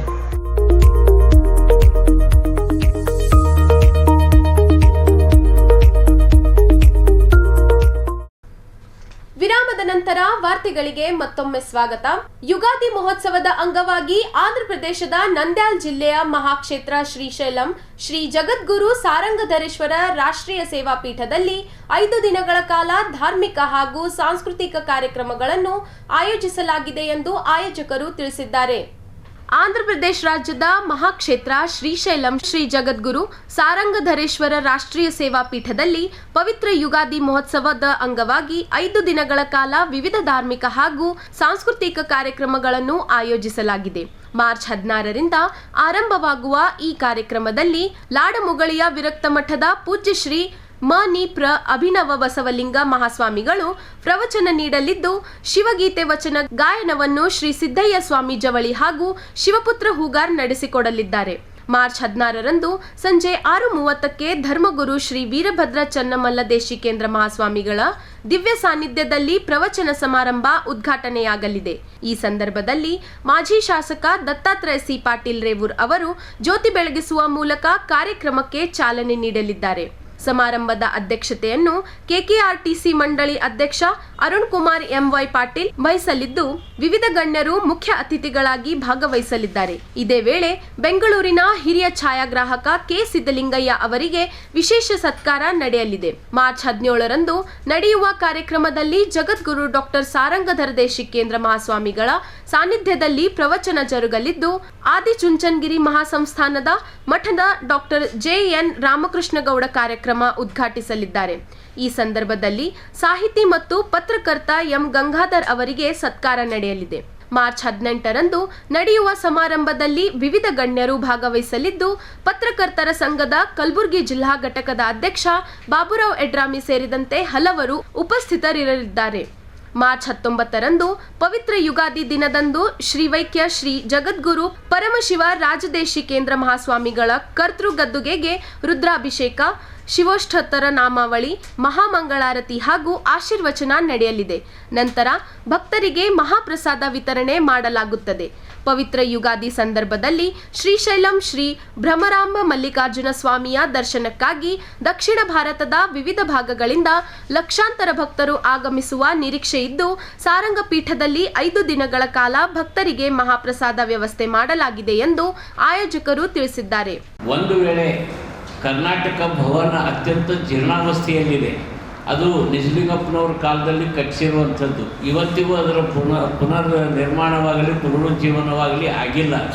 ಕರ್ನಾಟಕ ಸರ್ಕಾರ ತಿರುಪತಿ, ಮಂತ್ರಾಲಯ ಇತರ ಕಡೆ ಹಣ ಕೊಟ್ಟಿದೆ. ಆದರೆ ಉತ್ತರ ಕರ್ನಾಟಕದ ಪ್ರಮುಖ ಪುಣ್ಯಕ್ಷೇತ್ರಕ್ಕೆ ಹೋಗುವಂಥ ಜನಗಳಿಗೆ ಅನುಕೂಲ ಮಾಡುವಂಥ ಒಂದು ಪುಣ್ಯವಾದಂಥ ಛತ್ರ ಅಥವಾ ಭವನ ಕಟ್ಟಿಸಿಲ್ಲ. ಅದು ಜಾಗ ಇದೆ ದೊಡ್ಡದಾಗಿ, ಆದರೆ ಅಲ್ಲಿ ಒಂದು ಒಳ್ಳೆಯ ಬಿಲ್ಡಿಂಗ್ ನಿರ್ಮಾಣ ಆದರೆ ಅನುಕೂಲ ಆಗ್ತದೆ. ಒಂದು ವೇಳೆ ಸಾರಂಗ ಮಠ ಅಲ್ಲಿ ಇಲ್ಲದೇ ಇದ್ದರೆ ಈ ಭಾಗದ ಜನರಿಗೆ ಎಂಥ ಅನಾನುಕೂಲ ಆಗ್ತಿತ್ತು ಅನ್ನೋದು ಊಹಿಸಲಿಕ್ಕೂ ಅಸಾಧ್ಯ. ಏನಂದ್ರೆ ತಿರ್ಕೊಂಡು ತಂದು ಕರ್ಕೊಂಡು ಊಟ ಮಾಡುವಂಥ ಪದ್ಧತಿ. ಸಾರಂಗ ಮಠಕ್ಕೆ ಅಲ್ಲೇನು ಆಸ್ತಿ ಇಲ್ಲ, ಯಾವುದೇ ಒಂದು ಭಕ್ತರ ನಿರ್ದಿಷ್ಟವಾದ ಸೋರ್ಸ್ ಆಫ್ ಇನ್ಕಮ್ ಇಲ್ಲ. ಯಾರು ಪ್ರಸಾದ ಮಾಡಿದವರು ದಕ್ಷಿಣೆ ಕೊಡಬೇಕು, ಇಲ್ಲದಿದ್ದರೆ ಸ್ವಾಮಿಗಳು ತಿರುಗಾಡಿ ತಂದು ಅಲ್ಲಿ ಪ್ರಸಾದ ಮಾಡಿಸಿ ಊಟ ಮಾಡಿಸುವಂಥ ವ್ಯವಸ್ಥೆ, ಎಲ್ಲರಿಗೂ ಊಟ ವಸತಿ ಮಾಡಿಸೋದರಿಂದ ಉತ್ತರ ಕರ್ನಾಟಕದ, ಕಲ್ಯಾಣ ಕರ್ನಾಟಕದ 13 ಜಿಲ್ಲೆಗಳ ಭಕ್ತಾದಿಗಳು ಶಾಂತ ಮತ್ತು ನೆಮ್ಮದಿಯಿಂದ ಇರ್ತಾರೆ. ಅದು ನಾಗಲಿಂಗಯ್ಯವರು ಹೇಳಿದ ಹಾಗೆ ಶ್ರೀಶೈಲ ಮಲ್ಲಯ್ಯನ ತೇರು ಸಾರಂಗ ಮಠದ ಸಾರು ಅನ್ನುವಂಥ ಒಂದು ಸ್ಲೋಗನ್ ಅಲ್ಲಿ ನಿರ್ಮಾಣವಾಗಿದೆ. ಇದು ಸುಮಾರು 50-60 ವರ್ಷಗಳಿಂದ ನಡೆದುಕೊಂಡು ಬಂದಂಥ ಪದ್ಧತಿ. ಇವತ್ತು ಅದಕ್ಕೆ ಮತ್ತೊಂದಿಷ್ಟು ಸುರಪುರ ಮಠದ ಶ್ರೀಗಳು ಸಾರಂಗ ಮಠಕ್ಕೆ ಜಗದ್ಗುರುಗಳಾದ ಮೇಲೆ ಮತ್ತಷ್ಟು ಅದಕ್ಕೆ ತೇಜಸ್ಸು ವರ್ಚಸ್ಸು ಕಳೆ ಬಂದಿದೆ. ಸರ್ಕಾರದ ಅನುದಾನ, ಸೌಕಾರದ ಸಹಾಯಧನ ಇವೆಲ್ಲ ಪಡೆದುಕೊಂಡು ದಾಸೋಹ ಭವನ ನಿರ್ಮಾಣ ಮಾಡಿದ್ದಾರೆ. ಇವತ್ತು ನಾವು ಶಿರಡಿ, ಮಂತ್ರಾಲಯ ಮತ್ತು ಬೇರೆ ಕಡೆ ಹೋದಾಗ ಹೆಂಗೆ ಭಕ್ತಾದಿಗಳಿಗೆ ಪ್ರಸಾದ ವ್ಯವಸ್ಥೆ ಇದೆ, ಇವತ್ತು ಭಾಳ ಅದ್ಭುತವಾದಂಥ ವ್ಯವಸ್ಥೆಯನ್ನು ಮಾಡಿದ್ದಾರೆ. ಉತ್ತರ ಕರ್ನಾಟಕ, ಕಲ್ಯಾಣ ಕರ್ನಾಟಕದ ಜನತೆಯ ಒಂದು ಭಕ್ತಿ ಪ್ರೀತಿಯ ಕಾಣಿಕೆಗೆ ಆ ಭವನ ಸಾಂಕೇತಿಕವಾಗಿದೆ. ಶ್ರೀಶೈಲನಲ್ಲಿ 5 ಮಠಗಳಿವೆ. ಅದರಲ್ಲಿ ಸಾರಂಗ ಮಠ ಜಗದ್ಗುರು ಪೀಠದಕ್ಕಿಂತಲೂ, ಶ್ರೀಶೈಲ ಪೀಠದಕ್ಕಿಂತಲೂ ಹೆಚ್ಚಿನ ಕಳೆ ವರ್ಚಸ್ಸು ಬಂದಿದೆ. ನಮ್ಮ ಶ್ರೀಶೈಲ ಜಗದ್ಗುರುಗಳು ಇಂಥ ದೊಡ್ಡ ಪ್ರಮಾಣದ ಯಾವುದೂ ದಾಸೋಹ ಅಲ್ಲಿ ಏರ್ಪಡಿಸಿಲ್ಲ. ಸಾರಂಗ ಮಠ ಇಡೀ ಕರ್ನಾಟಕದ ಜನತೆಗೆ ಪ್ರಾತಿನಿಧಿಕವಾಗಿದೆ, ನಮ್ಮೆಲ್ಲರ ಹೆಮ್ಮೆ ಮತ್ತು ಅಭಿಮಾನದ ಸಂಕೇತವಾಗಿದೆ. ಈಗ 16ರಿಂದ 19ರವರೆಗೆ ನಡೆಯುವ 3-4 ದಿವಸದ ಕಾರ್ಯಕ್ರಮ ಭಾಳ ಅದ್ಭುತವಾಗಿ ಎಲ್ಲ ಕರ್ನಾಟಕದ ಗಣ್ಯಮಾನ್ಯರು, ಸ್ವಾಮಿಗಳು, ಸಂತರು, ಮಹಾತ್ಮರು ಎಲ್ಲರೂ ಭಾಗವಹಿಸುವುದರಿಂದ ಒಂದು ಅರ್ಥಪೂರ್ಣವಾದ ಕಾರ್ಯಕ್ರಮ ನಡೀತದೆ ಅನ್ನುವಂಥ ಮಾತು ಒಂದು ಜನರಲ್ಲಿ ಭಾವನೆ ಇದೆ. ಶ್ರೀಶೈಲ ಸಿಕ್ಕರೆ ದೃಷ್ಟ್ವ ಪುನರ್ಜನ್ಮ ನ ವಿದ್ಯತೆ. ಯಾರು ಶ್ರೀಶೈಲ ಮಲ್ಲಿಕಾರ್ಜುನನ ದರ್ಶನ ಮಾಡ್ತಾರೆ ಅವರಿಗೆ ಮುಕ್ತಿ ಆಗ್ತದೆ, ಮತ್ತೊಮ್ಮೆ ಪುನರ್ಜನ್ಮ ಲಭಿಸುವುದಿಲ್ಲ ಅನ್ನುವಂಥ ಮಾತು ಉಪನಿಷತ್ತುಗಳಲ್ಲಿ ಉಲ್ಲೇಖವಾಗಿದೆ. ಇಂಥ ಮಲಯಗಳಲ್ಲಿರುವ ಮಲ್ಲಯ್ಯನ ದರ್ಶನಕ್ಕಾಗಿ ಹರಿದು ಬರುವ ಭಕ್ತಾದಿಗಳಿಗೆ ಸಾರಂಗ ಮಠ ಒಂದು ಸಾಧನಾ ಕೇಂದ್ರ ಮತ್ತು ಆರಾಧ್ಯ ಕೇಂದ್ರ ಆಗಿರಿಸಿರುವಂಥದ್ದು. ಇವತ್ತು ಅನ್ನಪ್ರಸಾದಕ್ಕೆ ಹೆಸರಾಗಿರ್ತಕ್ಕಂಥ ದಾಸೋಹ ಭವನ ನಿರ್ಮಾಣ ಮಾಡಿದ್ದಕ್ಕೆ ನಮ್ಮೆಲ್ಲ ಉತ್ತರ ಕರ್ನಾಟಕ, ಕಲ್ಯಾಣ ಕರ್ನಾಟಕ ಪರವಾಗಿ ಪೂಜ್ಯ ಸಾರಂಗಧರ ದೇಶಿಕೇಂದ್ರ ಮಹಾಸ್ವಾಮಿಗಳಿಗೆ ನಾವು ಅನಂತ ಪ್ರಣಾಮಗಳನ್ನು ಸಲ್ಲಿಸ್ತೇವೆ. ಎಸ್ಎಸ್ಎಲ್ಸಿ ವಿದ್ಯಾರ್ಥಿಗಳೊಂದಿಗೆ ಜಿಲ್ಲಾಧಿಕಾರಿ ಫೌಜಿಯಾ ತರನ್ನುಮ್ ಅವರು ಸಂವಾದ ನಡೆಸಿ ವಿದ್ಯಾರ್ಥಿಗಳಿಗೆ ಧೈರ್ಯದಿಂದ ಪರೀಕ್ಷೆ ಬರೆದು ಗುರಿಯತ್ತ ಪರಿಶ್ರಮದಿಂದ ನಡೆದುಕೊಂಡು ಸಾಧನೆ ಮಾಡಲು ಸಲಹೆ ನೀಡಿದರು. ಜಿಲ್ಲಾಧಿಕಾರಿ ಬಿ ಫೌಜಿಯಾ ತರನ್ನುಮ್ ಅವರು ಬುಧವಾರ ಬೆಳಗ್ಗೆ ತಮ್ಮ ಅಧಿಕೃತ ನಿವಾಸದ ಅಂಗಳದಲ್ಲಿ 5 ಎಸ್ಎಸ್ಎಲ್ಸಿ ವಿದ್ಯಾರ್ಥಿಗಳೊಂದಿಗೆ ಸಂವಾದ ನಡೆಸಿದರು. ಈ ಸಂದರ್ಭದಲ್ಲಿ ಅವರು ವಿದ್ಯಾರ್ಥಿಗಳಿಗೆ ಧೈರ್ಯದಿಂದ ಮತ್ತು ಆತಂಕವಿಲ್ಲದೆ ಪರೀಕ್ಷೆ ಬರೆಯುವಂತೆ ಮತ್ತು ರಾಜ್ಯದಲ್ಲಿ ಟಾಪರ್ ಆಗಿ ಹೊರಹೊಮ್ಮಲು ಪ್ರೇರಣೆ ನೀಡಿದ್ದರು. ಈ ಸಂವಾದದಲ್ಲಿ 20 ಶಾಲೆಗಳ 40 ವಿದ್ಯಾರ್ಥಿಗಳು ಭಾಗವಹಿಸಿದ್ದರು. 2025-26ನೇ ಶೈಕ್ಷಣಿಕ ಸಾಲಿನ ಎಸ್ಎಸ್ಎಲ್ಸಿ ಪರೀಕ್ಷೆ ಮಾರ್ಚ್ 18ರಿಂದ ಆರಂಭವಾಗಲಿದೆ. ಈ ಸಂದರ್ಭದಲ್ಲಿ ವಿವಿಧ ಪ್ರಶ್ನೆಗಳನ್ನು ಕೇಳಿದ ವಿದ್ಯಾರ್ಥಿಗಳು ಎಷ್ಟು ಸಮಯ ಓದಿಗೆ ಮೀಸಲಿಡಬೇಕು, ಪರೀಕ್ಷೆಗೆ ಹೇಗೆ ಸಿದ್ಧತೆ ಮಾಡಿಕೊಳ್ಳಬೇಕು, ಮಾದರಿ ಪ್ರಶ್ನೆ ಪತ್ರಿಕೆಯಿಂದ ಹೇಗೆ ತಯಾರಾಗಬೇಕು ಎಂಬುದರ ಬಗ್ಗೆ ಡಿಸಿ ಅವರು ಸ್ಪಷ್ಟನೆ ನೀಡಿದರು. ಊರು ವಿದ್ಯಾರ್ಥಿಗಳು, ಹಳ್ಳಿಯಿಂದ ಬಂದವರು ಹೆಚ್ಚಿನ ಸವಾಲುಗಳನ್ನು ಎದುರಿಸಬೇಕಾಗುತ್ತದೆ. ನಿಮ್ಮ ಕನಸುಗಳನ್ನು ಕಂಡು ಅದನ್ನು ಸಾಧಿಸಲು ಧೈರ್ಯವಿರಬೇಕು. ನಾವು ಹಿಂದುಳಿದವರನ್ನು ಅವಲಂಬಿಸದೆ ನಮ್ಮ ಶ್ರಮದಿಂದ ಯಶಸ್ಸು ಸಾಧಿಸಬಹುದು ಎಂದು ಅವರು ವಿದ್ಯಾರ್ಥಿಗಳಿಗೆ ಹೇಳಿದರು. ಆ ನಂತರ ಅವರು ವಿದ್ಯಾರ್ಥಿಗಳಿಗೆ ವಿವಿಧ ಉತ್ಸಾಹಪೂರ್ವಕ ಉಡುಗೊರೆಗಳನ್ನು, ಪೆನ್, ಬಿಸ್ಕೆಟ್, ಚಾಕ್ಲೇಟ್, ಹಣ್ಣು, ಜ್ಯೂಸ್ ನೀಡಿ ಪರೀಕ್ಷೆಗೆ ಶುಭ ಹಾರೈಸಿದರು. ಶಾಲಾ ಶಿಕ್ಷಣ ಇಲಾಖೆಯ ಪ್ರಭಾರಿ ಉಪನಿರ್ದೇಶಕಿ ಶಂಕರಮ್ಮ ಢವಳಗಿ, ವಿಷಯ ನಿರ್ವಾಹಕ ರಮೇಶ್ ಸೇರಿದಂತೆ ಅನೇಕ ವಿದ್ಯಾರ್ಥಿಗಳು ಉಪಸ್ಥಿತರಿದ್ದರು. ಇಲ್ಲಿಗೆ ವಾರ್ತಾ ಪ್ರಸಾರ ಮುಕ್ತಾಯ. ಮುಂದಿನ ಸಂಚಿಕೆಯಲ್ಲಿ ಭೇಟಿಯಾಗೋಣ. ನಮಸ್ಕಾರ.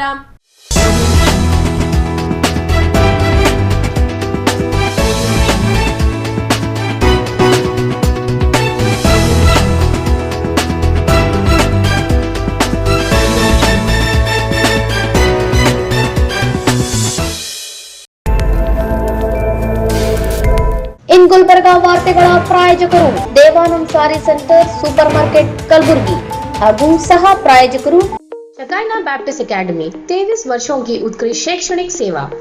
ದೇವಾನಂದ್ ಸ್ಯಾರಿ ಸೆಂಟರ್ ಹಲವು ವರ್ಷಗಳಿಂದ ಕಲಬುರ್ಗಿ ಮಹಾಜನತೆಯ ಭರವಸೆ ಗಳಿಸಿರುವ ರೇಷ್ಮೆ ಸೀರೆಗಳ ಅತಿ ದೊಡ್ಡ ಶೋರೂಮ್. ಹಬ್ಬಗಳು, ಮದುವೆ, ಉಪನಯನ ಹಾಗೂ ನಿಮ್ಮ ಮನೆಯ ಶುಭ ಸಮಾರಂಭಗಳಿಗೆ ಬೇಕಾಗುವ ರೇಷ್ಮೆ ಸೀರೆಗಳಿಗೆ ದೂರದ ಬೆಂಗಳೂರು, ಹೈದರಾಬಾದ್ ನಗರಗಳಿಗೆ ಹೋಗುವ ಅಗತ್ಯವಿಲ್ಲ. ದೇವಾನಂದ್ ಸ್ಯಾರಿ ಸೆಂಟರ್ ನೀಡುತ್ತಿದೆ exclusive silk saree collections. Devanand saree ಸೆಂಟರ್ನಲ್ಲಿ ಈಗ ಮದುವೆ ಮುಂತಾದ ಶುಭ ಸಮಾರಂಭಗಳಿಗೆ ಕಾಂಚೀವರಂ ಸೇರಿದಂತೆ wedding brocade sarees, pure Dharmavaram ಸೀರೆಗಳು, ಪ್ಯೂರ್ ಬನಾರಸ್ ಸೀರೆಗಳು, pure Uppada silk, pure Ilkal ಸೀರೆಗಳು, pure fancy Gadwal silk, pure Paithani ಸೀರೆಗಳು, ಪ್ಯೂರ್ ಸಾಫ್ಟ್ ಸಿಲ್ಕ್ ಸೀರೆಗಳು ವಿವಿಧ ವಿನ್ಯಾಸಗಳಲ್ಲಿ. ಕಲಬುರಗಿಯಲ್ಲೇ ಅತಿ ದೊಡ್ಡ ಮತ್ತು ವಿಶಾಲವಾದ 10,000 ಚದುರ ಅಡಿ ಇರುವ ಏಕೈಕ saree centre Devanand saree centre. ಭೇಟಿ ಕೊಡಿ. Devanand saree centre, Kamath hotel ಹಿಂದುಗಡೆ, super market, Kalaburagi. We provide a nurturing, supportive, and inspiring learning environment where every child is encouraged to explore, discover, and realize their full potential. A school and a venture that started 50 years ago with a vision of providing education to every child and giving every child the right to education. Enlighten your child as future with Shekinah Baptist Academy. As parents, your search for the right educational journey ends here at Shekinah Baptist Academy. Here, education goes beyond textbooks. We provide a nurturing, supportive, an inspiring learning environment where every child is encouraged to explore, discover. Beyond the classroom, our students engage in clubs, forums, outreach programs, sports, and fitness activities for learners who need extra support. Admissions are now open for the academic year 2026.